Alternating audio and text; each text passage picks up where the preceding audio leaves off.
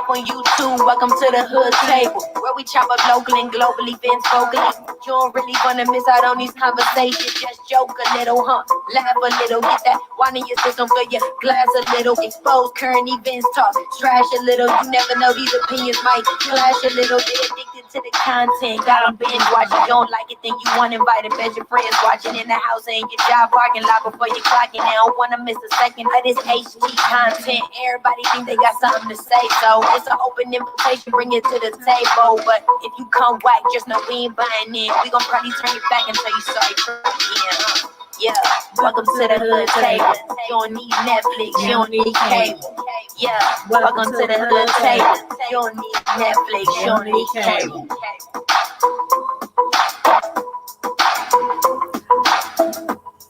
Hey, what's up, everybody? I'm back. Oh, I sounded like Tracy when she be like, "What's up, everybody?" They mad, y'all. They mad. They mad, y'all. They mad. Everybody mad right about now, but that's for a whole different show, y'all. We are here today to do a review on the have and the have-nots. And the name of the episode was called Banana Foster, Season 7, Episode 10. And at first I was like, what the heck is Banana Foster? What they talking about? What is a Banana Foster? So I had to look it up. And it looks really good. It's actually a dessert made from bananas and vanilla ice cream with a sauce made from butter, brown sugar, cinnamon, dark rum, and banana liqueur.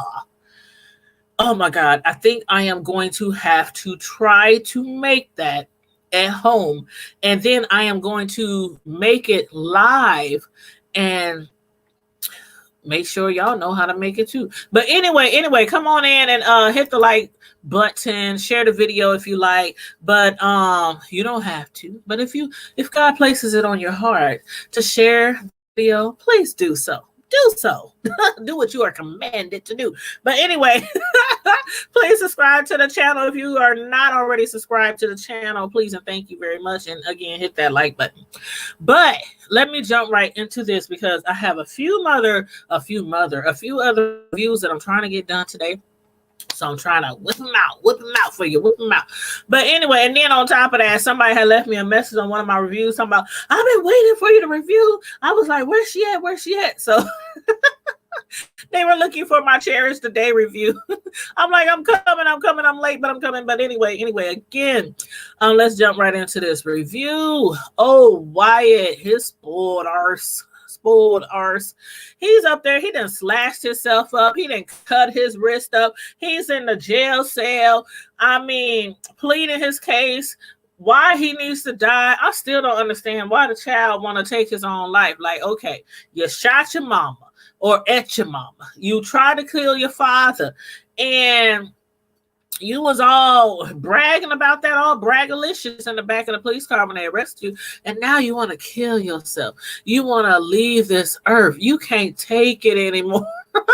And again, I'm inclined to believe that he might not can take being in prison because, again, remember what happened to him when Veronica had her goons in the jail invade his privacy, his private parts. Boy, they tore his butt up in more ways than one. But anyway, no pun intended. But anyway, he's up in there and he's slicing up his wrist and Katherine screaming, guys, come help me, help my son Wyatt. And I'm like, come on now. Okay, this man done shot at you. He tried to kill your husband. And now you up in here. What? Gosh, she's all, oh my God. Did you see how dramatic she was on the jail bars? I was like, she had one hand on the bar. The rest of her body was just sliding down the jail cell. I was, boy, Katherine be cracking me up. And you know what? As far as like, him trying to kill everybody in the household, word on the street is that he might have been responsible for their daughter's death as well. Now, remember, it was said that she first committed suicide because she was threatening to kill herself. She was walking around with guns in the house and everything, but then it came back. They don't know. They don't know.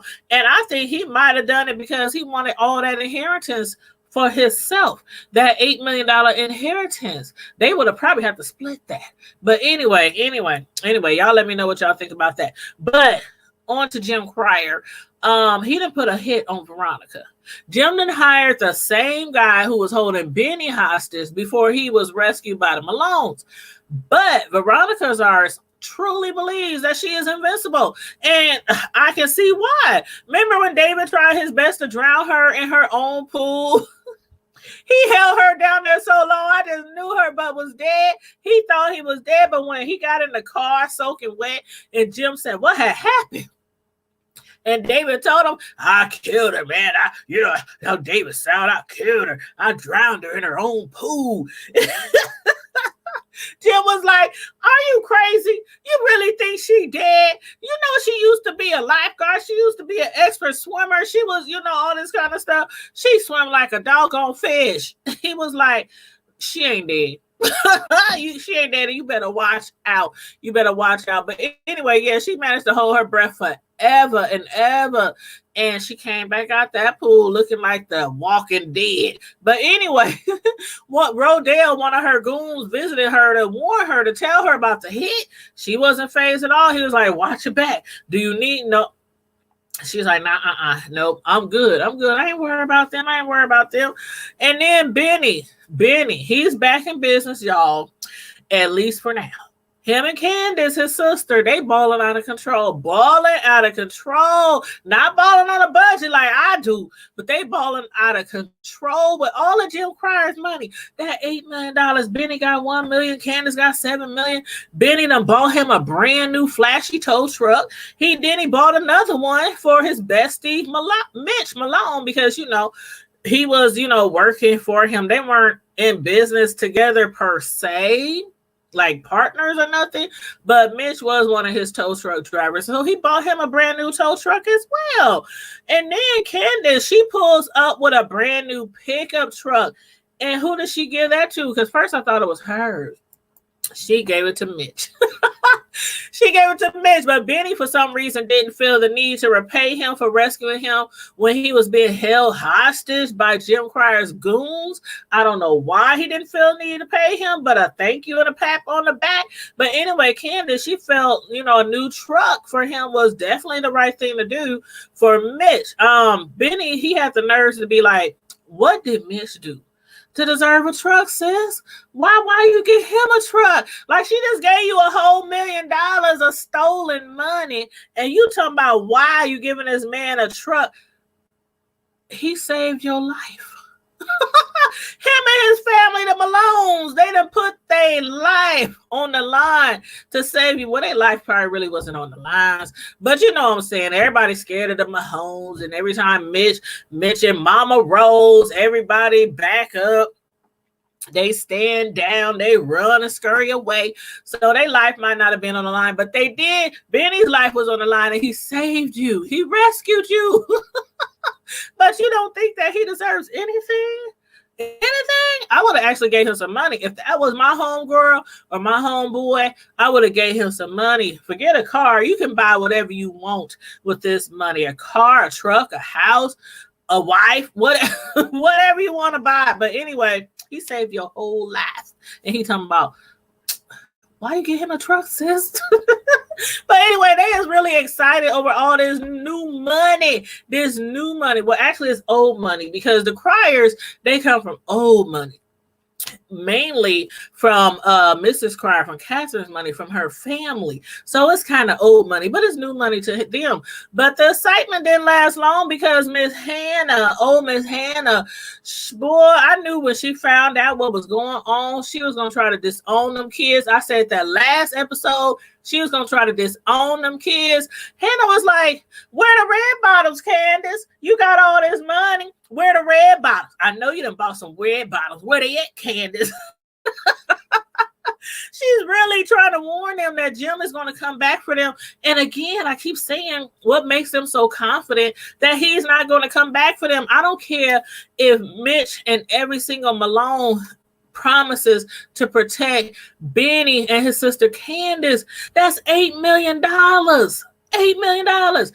Anybody would try to come back and get their money. They don't care if if the whole army is trying to protect you, they're gonna try to find some kind of way to come through and get their $8 million back. So yeah, they need to watch their back. They need to hire security detail like David did. But anyway, he ain't about to stop pursuing them to get his money back. Not in this lifetime. So old Hannah, she done told both of them, get out, get to stepping, take all their ish and their millions of new money, and don't let the door hit you where the good Lord split you. But was Candace feeling a little guilty in the end of the show? Because, lately she's been trying to be on her good foot. Hannah, it seemed like she was that religious, that goody girl was trying to run off of her. Candace was trying to start a new leaf, turn over a new leaf, be on the good foot. It obviously didn't last that long, though. Peer pressure is a bitch, because she sure listened to Benny. He kept telling her, sis, take the money and run, and now she about to run. Man, what? I don't understand. You gonna run? You leaving your mama? You leaving your brother? You just gonna take the money and run? Where you going? Girl? Shoot, I need to know where you going, because she got $7 million still. So I need to know where she's going. But anywho, did y'all see how mad Benny got when he was on the internet? He was cruising the internet on his laptop while Candace was packing. He was like, Candace, isn't this the dude who mom was dating? And then he started to look at the jail mugshot. He said, didn't she say the dude who raped her back in the day had a lion tat on his chest? Candace was just standing there folding up her clothes like, she wasn't even trying to look at him. He was like, Candace, isn't that the dude? And then he just saw it in her eyes like, oh my God. Candace knows something that I don't know. He could see right through her eyes that she was in on the secret. And the secret, of course, was made to protect Benny, because they know for a fact if Benny knew who the attacker was, even though his mother Hannah didn't realize it when she first started hanging out with him, and she ended up dating him, and they didn't sleep, they didn't have sex together, because Miss Hannah, she an old religious-fied old school chick, so they didn't do all that. But still, if Benny would have had any idea, he probably tried to kill that man and wind up locked up. So that's why they kept the secret away from them. So anywho, I can't wait to see how Benny is going to respond to this newfound knowledge. But back to David. He's having a hard time dealing with, what he wished he would have never seen, which was his son Jeffrey engaged in a sexual activity with that fine white boy Justin.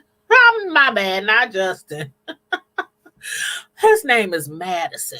Justin is the crazy one. Now, Justin, he's cute too. He's just crazy cute in a crazy cute type of way. But anyway, Madison. And, again, Jeffrey's father, David, he'd been past the accepting the fact that his son, he's gay. He doesn't like girls. He never did. He will probably never ever, date a woman, even though his mother, Veronica, that crazy witch, forced a girl on him and forced him to have relations with a girl for a hot second till that girl killed herself because she couldn't deal with Veronica blackmailing her father. So anyway, she'd have killed herself, jumped out the window of the house and went to the concrete or into the bushes or something. Anyway, but thank goodness at least one of his parents, one of Jeffrey's parents is accepting the fact that he is gay, and that's just, how he's going to be. But David, he just never thought, that he would see his son frolicking around with the likes of another man in bed together. Jeffrey was like, you mean to tell me you never seen guys involved in a sexual activity, frolicking around in bed together, not even in college? David was like, what? No. No. I've never seen it before. I've never seen it in college. And then I was like, what the heck? Okay, Jeffrey, What school, what college you talking about? Is that the new dorm life or something? I mean, is that just something you see every day on the dorms, on the campus with the fellas? I can see him. He said, Dad, you ain't never seen that before in a porno flick? Or, you know, or Pornhub or anything like that? Or HBO late at night or something? But he said college. I was like, what college is you referring to, Jeffrey? What school are you referring to? The Hard Knock Life? But anyway, his dad David, he hired for both of them security detail to follow them around, try to protect them, keep them safe for Veronica. And ain't that sad? That's so sad that you have to have a bodyguard, a security detail to protect you from your own mother. That don't make no sense. That don't make no sense. But they need more than security detail to buy God. They need God. They need God to protect them from Veronica. Because that chick, she's on a whole nother Lord, she's on a whole nother level. But anyway, David was like, do you love your mother, son? Do you really love your mother? Like a son should love a mother. And Jeffrey does love his mother. He's like, yeah, I do love I love her, Dad. But there's a but to that. He would not be upset if something was to happen to her. He made that very clear. He said, I would not be upset if something happened to her. And after all, you know what karma is. Karma is a B-I-T to the C to the H. So I'm looking forward to finding out what's about to happen to Miss Veronica. And as far as Veronica, she is working that new housekeeper to death. And I was wondering, you know, I don't know. I was just beginning to wonder, like, how is it that housekeeper could act like, you know, this is the job of her dreams? Like, this is the biggest dream she ever had, was to be a housekeeper to a bitch like Veronica. That was until the housekeeper, Laura, who Veronica keep calling Lucy and Linda and Lacey. She refuses to call her by her real by her real name. But Laura, the housekeeper, her boyfriend, when he came home, she told him, and she was so excited with joy. She was like, I finally got the job. I'm working for Veronica Harrington. I'm finally in there, babe. I did it. I scored. And I'm like, what the hell is this? What the hell is she talking about? But obviously, those two are trying to set Miss old Veronica up.